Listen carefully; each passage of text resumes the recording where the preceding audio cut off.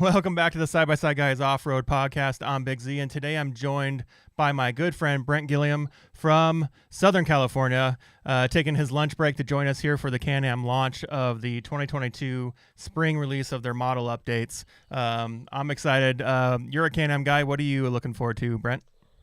You know, I definitely am a hardcore Can-Am guy. There's a lot of hate out there on Can-Ams, typically from the Polaris, guys. There's a lot of banter back and forth. It's like kind of like the old Ford Chevy motto, As far as the new release on the Polaris is, I'm hoping that Can-Am take it. Can-Am has an answer for what we've recently seen in the side-by-side world. So I'm super excited to see what they got going. Hopefully some more horsepower. Would be awesome if it was a 4-cylinder motor. And I'd be super stoked if we got rid of the belt. But, those are my dreams and ambitions I want to see with them. Those are some big ambitions. And I'm letting some people into our Zoom call. I'm going to ask that everybody keeps their stuff muted until after the video and we go through everything. I'm going to go ahead and just start muting everybody that's not muted for the time being as you start hearing people come in. Oh, no, that's not what I wanted. This might get into a hairy ball. This is a big test for me. This will be an interesting episode for sure. So, Brent, if I mute you on accident, I apologize. So last year, we had the new Commander launch. It was a revamp of the Commander brand. Really knocked it out of the park, and they came out with the XTP, which is my personal favorite version of it. Brings the Fox shocks, brings the bigger tires, the bigger clearance, all that stuff. The Mavericks were all updated with 200 horsepower across the model line. Instead of having the lower horsepower version and the upper horsepower version, you were really buying into suspension upgrades, technology upgrades, smart shocks, things like that.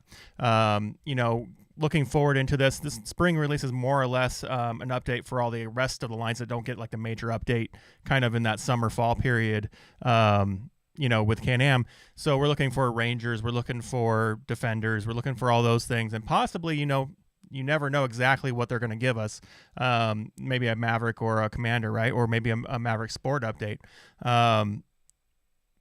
We're looking at possibly some new motor integrations with our new motors they came out with last year. What are you thinking? I mean, have you ever ridden a Defender? Have you ever, checked out those kind of more utility type vehicles outside of your 4-seat Maverick?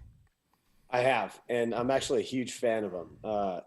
It'd be so nice to be able to have a full cab and shut doors and have a heater for some of the stuff that we do when we go off-roading, especially when I come visit you guys up north. Yeah, it gets pretty cold up here sometimes, or especially like when you're on the dunes and it's raining on you and all that.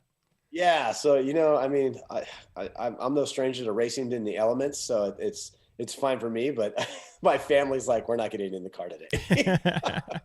Well, I'm a big fan of the Defenders. I think they're awesome, especially if you look at the XMRs and all that stuff. I think that their enclosed cabs and all that stuff are pretty cool. And it looks like we got, check that out.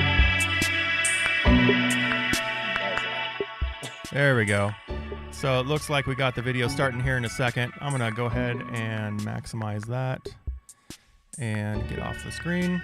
And then what was the model that Marcelo built with Assault?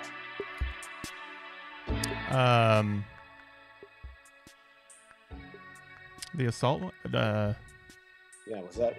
was that the Defender? It would have been a Defender if they built one, yeah.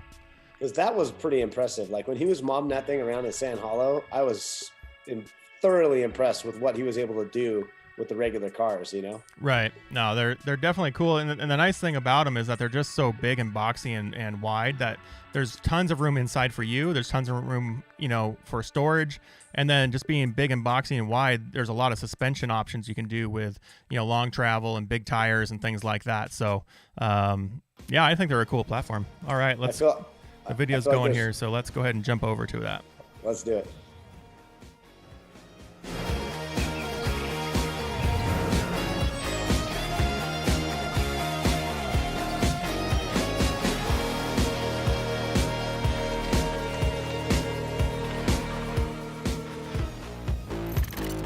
Hello everyone, I'm Bernard Guy, Senior Vice President of Global Product Strategy for BRP. Happy to be back with you once again for another launch of product news and innovations from BRP that are going to make your off-road living better than ever. starting with the Can-Am Defender. With the industry's best offering of options and packages, plus the heavy-duty HD7, HD9, and HD10 engines, every Defender rider can select the perfect amount of power, performance, and convenience to get the job done, whatever their needs. While they're doing the whole video intro could be thing, better than I like when you see the Well, actual CEOs we all and know the program full managers and all these enclosure guys cab actually trend is introduce a these hot products one they've been these working days. on. Pun It's always a intended. bummer when you see some, With you know, climate marketing control shill do and this, air conditioning kind of like in a Brent big or demand. something like that. Hint, hint, So, wink, Yeah. wink. Can-Am is answering the call. No, I agree, dude. Since It's it cool to first see the hit the guys that are market actually in behind the 2020, scenes, The giving Defender 6x6 explanations has been on why they one did of a different kind certain changes and workhorse, whatnot of each capable model. of going places Yeah. other Let's tune in. side-by-sides could only I've always dream. wanted to build one of these six-wheelers. Well, for model year 22, it's going to have those I other think you should. side-by-sides dreaming even more. I feel like it'd be on Introducing portholes the on Defender 50-inch tires, too. 6x6 Limited. Now let me tell you, this package has it all. In addition to the industry-exclusive AutoClimate HVAC, it's loaded with There a we go. powerful Rotax HD10 engine, providing industry-leading Ooh, look at towing that gauge. capacity of up to 3,000 pounds. That'd be rad up on the snow mountain, Industry's but boards, largest snowboards all capacity over it and cargo everything. box with hydraulic power tilt and Some extra benches in the back, haul versatility everybody up to the mountain. thanks to the removable side panels. A heavy-duty bumper, a 4,500-pound winch, premium bolster seats, and eye-catching limited badging all around. The limited badging, So you I mean, know gets me every time. It's as comfortable and luxurious as it is hardworking. And adding to both the comfort and the unbeatable capability of the Defender 6x6 is another big upgrade that those enthusiasts with a keen eye I mean, what may are the have already benefits of having a noticed. 6x6? And that's Just more traction doors. for More weight? traction, yeah, premium helps you design out of when you have these big doors loads. It means has a little bit of riders will additional now capacity enjoy better visibility, on the bed, better things like protection that. and sealing, But and yeah, force, don't great think that style, your grass is gonna thanks look to good if you drive through it with it. panels. What's more, the four doors all feature full roll-down windows and power windows up front. Oh, so it's And a good news, four-door sixer. Riders of our I other think that's Defender new. models will be Yeah, able with to enjoy roll-down the windows. extra comfort, Yeah, that's style, sick. and practicality of the new doors as well. From now on, you will find them on all cab and limited Defenders, as well as in our accessory lineup with available color match panels. So now, more than ever, it's your doors. Oh, it's not four doors, your it's four choice. windows. Right. But the 6x6 Limited is not the only new star in the Can-Am Offroad lineup. Back in 2018, we launched the Defender Lone Star Edition, a premium utility recreational vehicle loaded with all the features of our Defender XT, plus distinctive Texas. I seen one of those going We up wanted Sand Hollow this customers to last year. know It was pretty rad. That when they buy a Lone Star, they're getting think I behind know the what you're wheel talking of a about, side-by-side that's built to be as tough as they are. And it was a success the size of Texas. But like we just I love talked about, when Canadians say HVAC the is a size of feature Texas. that's on everyone's list these days. So, I bet you can guess what comes next. That's right. New for model year 22, the Defender Max Lone Star cab is cooler than ever. Loaded with all the gotta-have-it Yeah, you could features. do a sick plus build with one of a those. full Heck yeah. enclosure, I mean, it's kind of an new expected premium evolution of what full they've been doors, doing, and an but electronic can you imagine that climate thing control lifted with some long HVAC. travel and some But I'm not 40s done on yet. it? The new Defender portals? Max Lone Star cab. A mean stereo. I know Rockford Fosgate's got one with a stereo that's just out of this world. Yeah, if you were at Sandsport or if you've seen it at some of the other trade shows, it was pretty. It was the loudest machine there for sure. So JL Audio they teamed up with for this thing, dude. That's JL Audio really hasn't has a presence in the off-road game at all. So that's new. To Well, see. they started integrating last year with their last year's model release, alongside with Fosgate and some of the others. So, but the fact that you can get a full roof system and a full integration system with JL in it is going to be in my opinion, as long as it's a good JL quality speaker, not their like Chinese knockoff versions for OEM. As long as it's an actual authentic JL system, it's going to be pretty rocking. Down any path you want. Let's take a minute to see these workhorses in action and hear from our Can-Am ambassadors, Dale and Alex. Where's the application to become a Can-Am ambassador? I think you have to have a mullet or have some sort of spitting personality. And today we're Damn just it. ranching in Texas with some Can-Am Defenders. And a bucket hat. Talking. Let's get to work. I got a bucket hat. Yeah. Oh yeah. We're going this way. I love the 6-foot bed. That's got to be my favorite feature of the Defender 6x6. Aren't those those dudes from that Netflix TV show that are on right now? I don't have Netflix. I don't know, but I know that he has a lot of rodeo stuff he does, and We're more a bunch of other efficient. We can get feeding done quicker. farm We stuff can he get does on fence work YouTube. done quicker. Yeah, he's We got can like a TV fit show like more How to in Be the a bed. Cowboy or We something. can fit more people in the cab.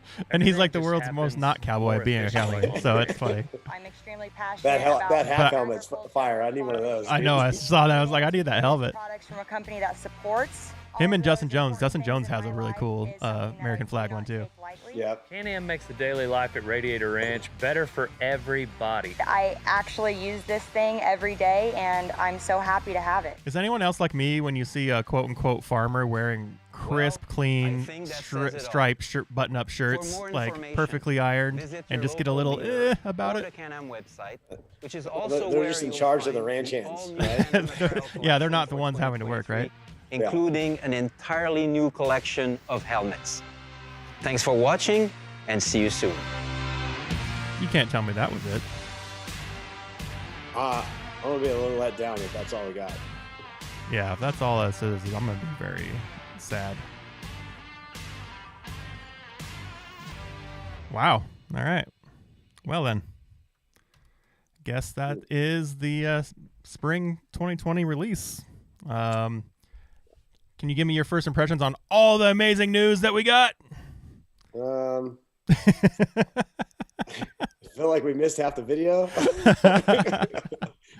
I mean, they always come out with top tier products. So, I mean, it's cool to see some changes on the models that they already have, and, you know, obviously always evolving those, but, dude, I was really looking for some more stuff on the RR. So let's kind of just do a recap and then we can change gears. So we have a new Sixer with enclosed cab, 4-window enclosed doors with windows that go up and down.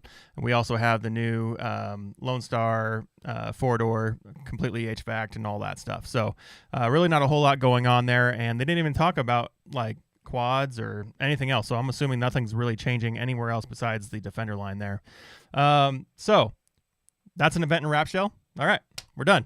Okay, moving on. You recently changed your shells on your X3 Maverick 4-seater, your Max, to the new Venom shell. What was the story behind that? Well, Halloween, I tried to hit the swing set double. We were filming for Dirt Design out in Glamis, and I knuckled it really, really hard. Cracked a couple things on the car. Took it home, was super busy with work. Kind of went through it real quick for a prep before we went for Thanksgiving, and I missed a fractured knuckle on the front left corner. And day one, while I was out there mobbing, I was leaving some really big dunes by the Osborne Lookout, and came down to transition out of a dune on the gas, and the knuckle failed. The wheel ripped off and just wasted the whole side of the 212 orange crush body, just completely demolished the whole left side of it. And then while we were towing it out, I rolled it, 3-wheeling it. So we did more damage to the body. And, you know, Venom Rex was nice enough to let us use that body that they built for the Sand Sports Show to run for now. So yeah, we got the new body on and making changes and trying to make the car stronger and getting ready for Huckfest for June coming up in Coos Bay. Nice. So if you haven't seen it, he's got a pretty sweet build. Fiberworks full body, Raptor looking Cade body style on top of it, deviant suspension, whole bunch of different parts on it. Looks pretty rad, drives pretty cool, jumps pretty awesome. But sometimes you just go a little hard, get a little unlucky and take stuff out. So yeah. Yeah. Unfortunately, that Thanksgiving trip, I guess it was just my turn. You know, I've had a lot of luck, and I mean, I drive that car extremely hard. I'm constantly pushing the limits on it and testing the product that's on it, and I've never had an aftermarket part fail from my sponsors. So unfortunately, that knuckle was a stock knuckle that broke. Given I had jumped it 150 feet into the face of that landing, so it is what it is. You can't win them all, I guess. Yeah, you know, like I said, it's just my turn. And, you know, it was really a bummer is after we had Optic fly us in parts. And so we got the car back running. in Glamis 2 days later to finish out the week there. And on the test run to Oldsmobile, the motor blew. Oh man. Oh, that's So right. You had to rebuild that thing from the ground, basically. Yeah. So unfortunately, it was just it was a bad trip, but figured out how to rebuild the motor with a couple other friends, and we knocked it out. She's been running hard ever since. So I'm super, super thankful for that. But we're definitely, the car's getting ripped down. After this weekend, we have a photo shoot out in Wagon Wheel that we're doing with a couple different shops. So some cool stuff coming soon. And I found a couple issues that we had at King of Hammers when we were shooting with buggy whips and full throttle batteries. So car's getting a full strip down to the frame and just a full prep for the rest of the season. Speaking of hammers, a lot of action happening down there, and Can-Am really put on a show like they have for the last few years. The factory riders, Blurton and Jones and all those guys really kind of put a clinic on getting through that course quickly. I don't know if they got secret sauce or if it's just those guys have so much experience getting dialed in and pre-running and all that they can just hammer through that thing. But they swept the podium again. And then the Pro R was out there for the first time, and a couple Turbo Rs. I think 2 or 3 of them were Turbo Rs out there, which nobody has those yet, right? So, being out there and seeing them perform, what was your take on the new Razors and how they did? Well, so I mean, Can-Am, right? They always have a little bit of the secret sauce for King of Hammers. I feel like they definitely have a talented crew that knows how to prep for that race, and they had some amazing, talented drivers. Like Brian Deegan showed up for the first time as a veteran of King of Hammers and actually just killed it out there. It was really, really impressive to watch him run. He did have Dustin Jones co-piloting for him. Terry Madden was co-piloting, and Terry has a ton of King of Hammers experience, so that was really cool to see. Dustin Jones, obviously a crowd favorite, out there killing it. Hubert, second year back from Nitro Circus. He's slated out there as well, pretty consistent. So, it was just fun to watch all those guys all come together. I mean, that was a lot of personalities just in that one Can-Am tent, right? Like, yeah. the funny thing about the events that get so big like Hammers, right, and becoming a month-long thing is that everybody's there. Everybody that knows everybody's there. Everybody that works together, everybody that's a team member, everybody's a sponsored person together. They're all working together to have a good time and put on a good show. And there's so many dynamic personalities on the Can-Am roster that that's a roster you definitely want to be hanging around if you want to get entertained, because there's no shortage of action there. But going back to my comment about Pro R, the commonality that I saw, I think one or two of them finished the course, but most of them broke either the front ends somewhere, whether that be a knuckle, whether that be a tie rod or not a tie rod or the front diff. Did you get any perspective on any of the cars out there? So I did see a little bit of carnage on those. I talked to Anderson a little bit about how he was running his car, and he didn't seem to have any problems. I think it might have been the cars that I saw with carnage were probably with a little bit less experienced drivers in that style terrain.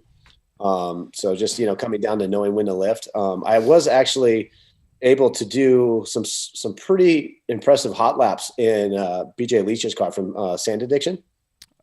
From Addiction Power Sports. Oh, I'm sorry. Yeah, Addiction Power Sports. So yeah, he gave me his new Pro R on 35s. We were shooting, and he let me go rip that thing. And I'm not going to lie, I was highly impressed with the motor package in that car. But he did have some aftermarket seats in there that are bolt in. So for him to change a belt is like an hour and a half process. Oh.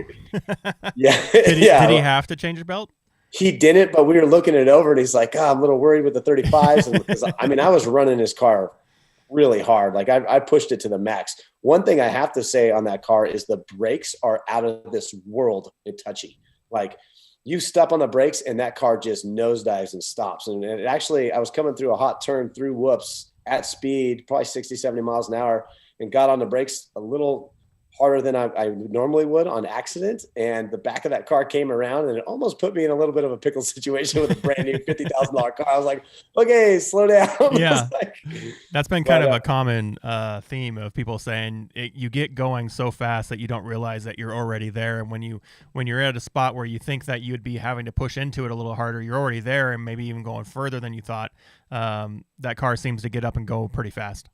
It does. One thing that was weird for me is the decel on the motor. It almost feels like there's an engine brake.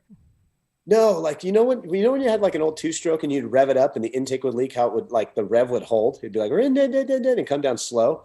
That was one thing I wasn't acclimated to on that motor. The motor doesn't have a fast decel. Okay, so it's not going to pull off the RPMs as fast as you would expect.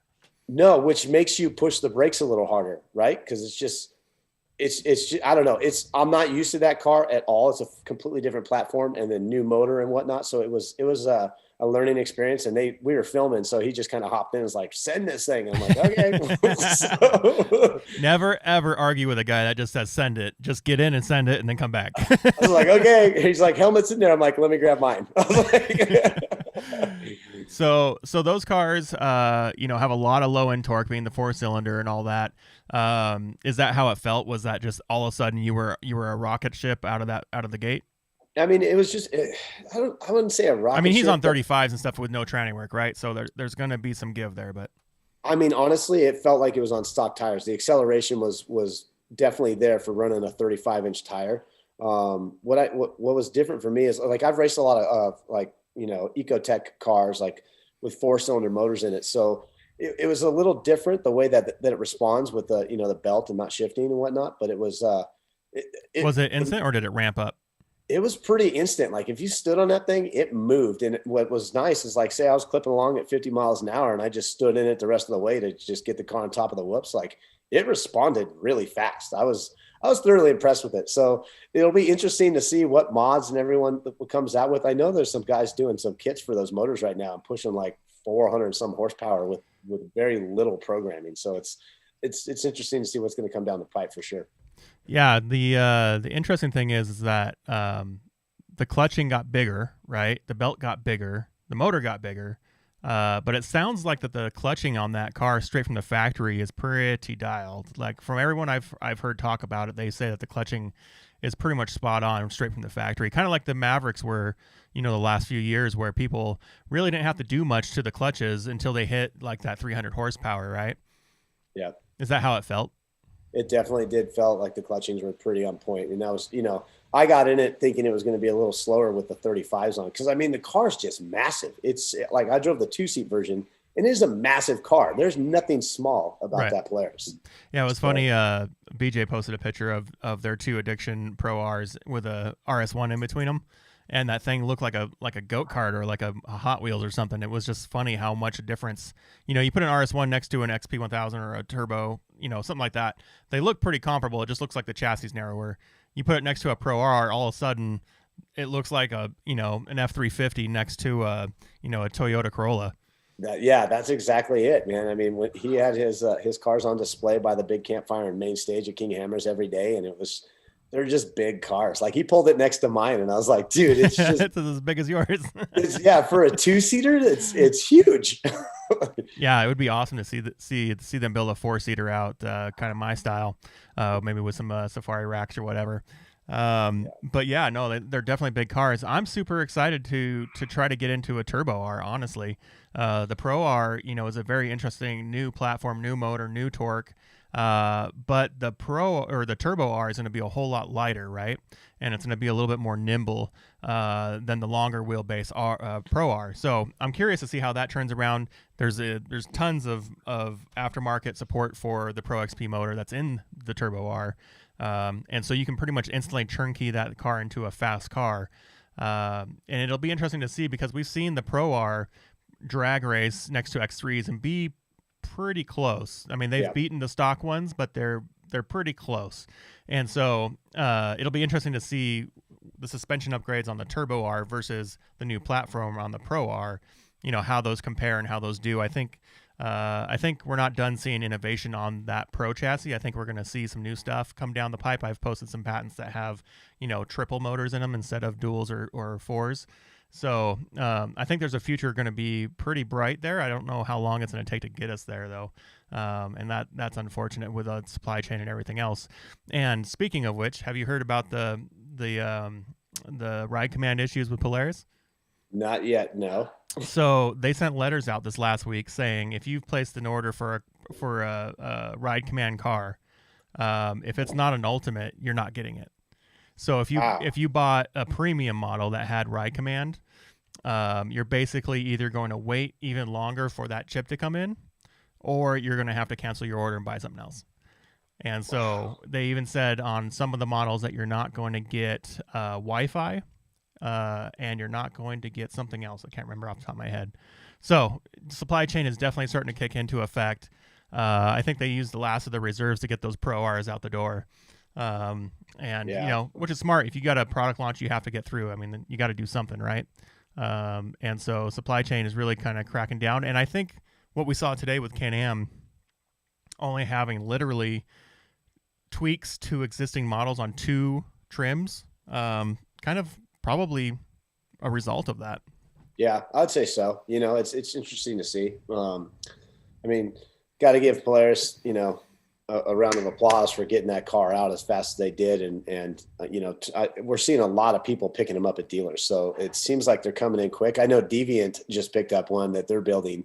And I'm not going to lie, I'm super excited to check that thing out, because I was like, hey, let me jump that thing. And he's like, no problem. Sand Hollow, let's go. I was like, okay.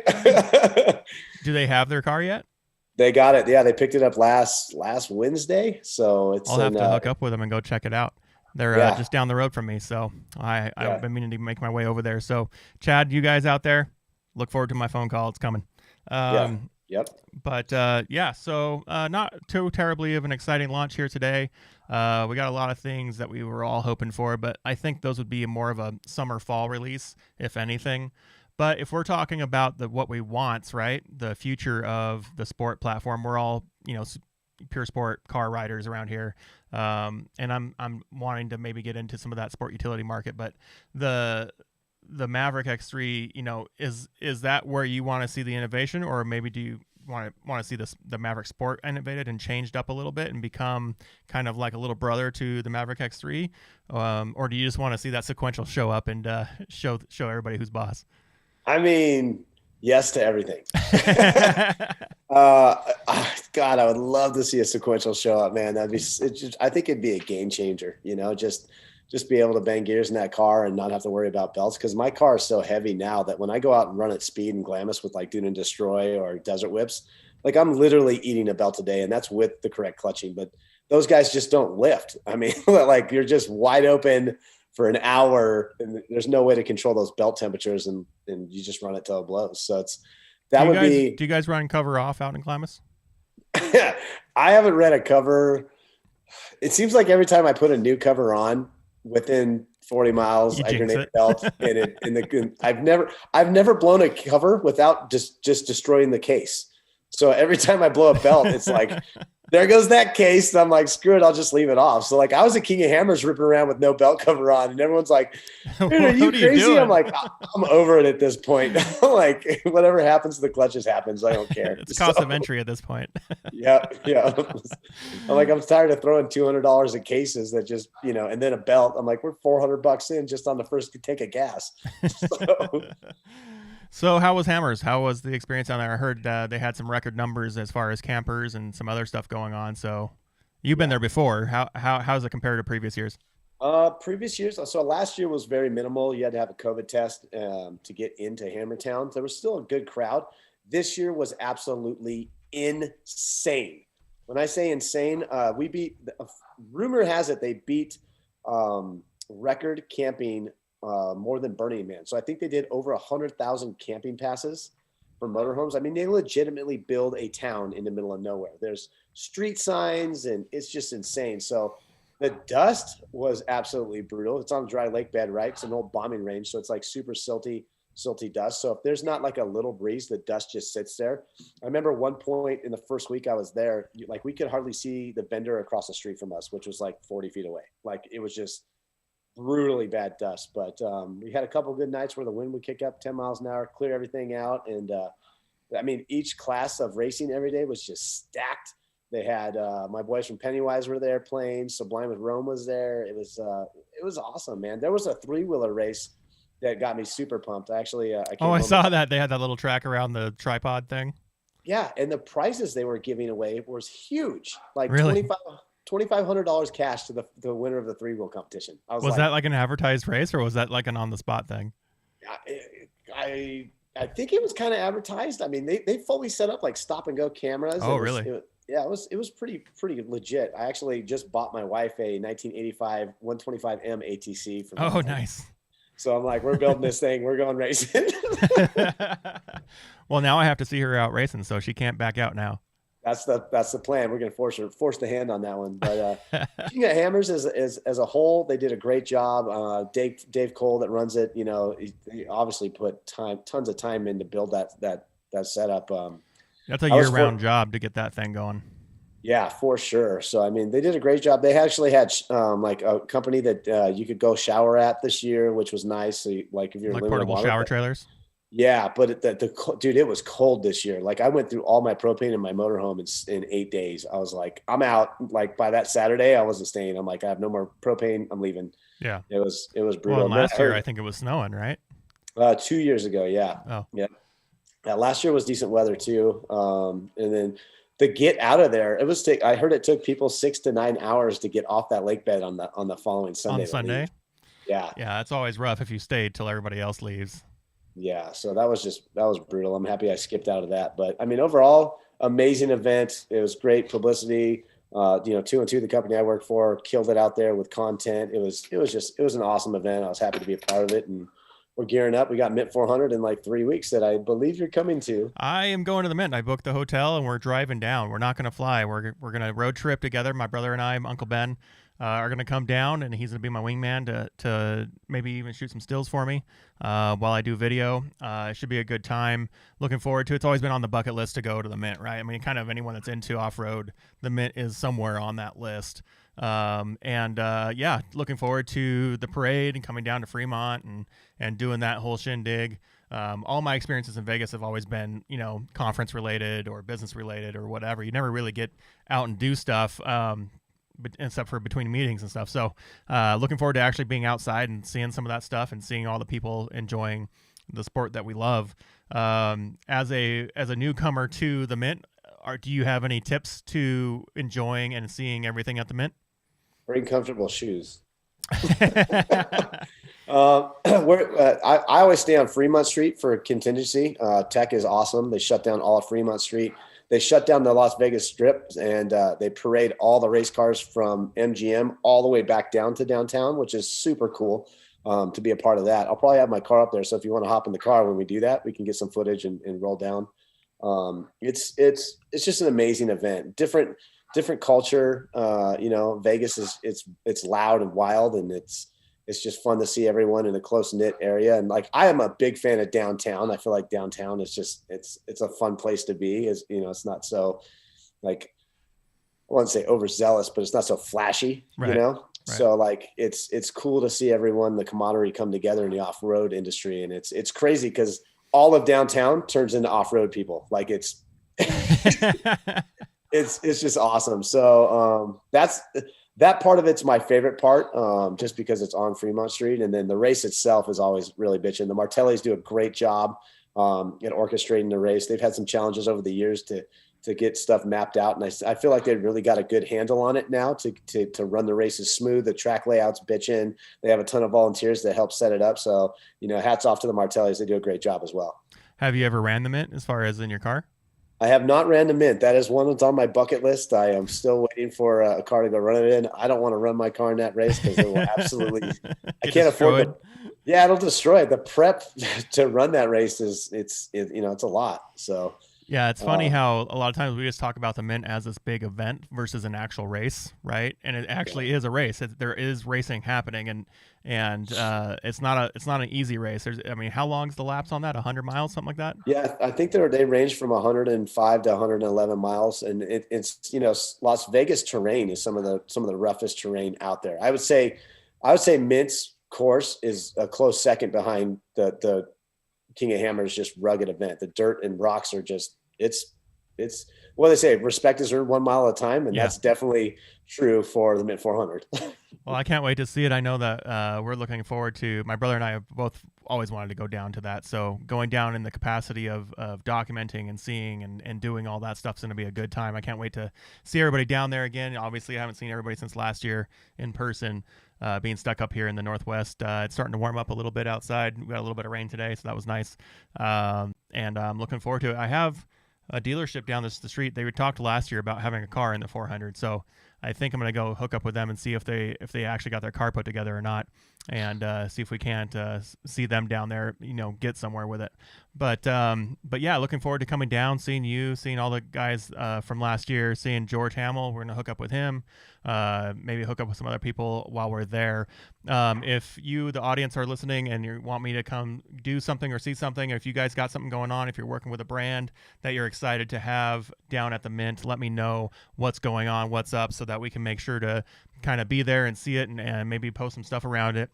We want to make sure we're including everybody that enjoys the sport that we love so much. So yeah, well, that was an epic product launch for Can-Am. Kudos to those guys. Looking forward to maybe a little bit more coming on this year sometime. Can-Am, hint, hint, wink, wink. But I did hear some rumors, just to kind of close the episode with some rumors, because we like to make rumors around here.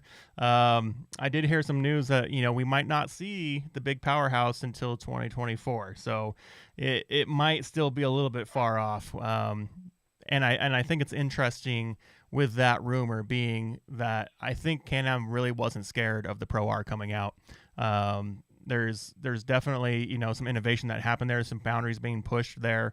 And I'm not sure if Polaris wrapped that project and let's do the other project that was now a year behind, and push that one forward instead, that has maybe a 4-cylinder or maybe has, 1.5 liter or something like that. So it'd be really interesting to see if we can see a 1.5 triple from Can-Am come out on a Maverick. That would be insane, especially if they can come out with a sequential to handle it, or even just gearing on the fly. Like, it doesn't have to be a sequential transmission. Even if they could do some sort of dog thing where at some certain point you can throw it into like overdrive or something, that'd be pretty rad.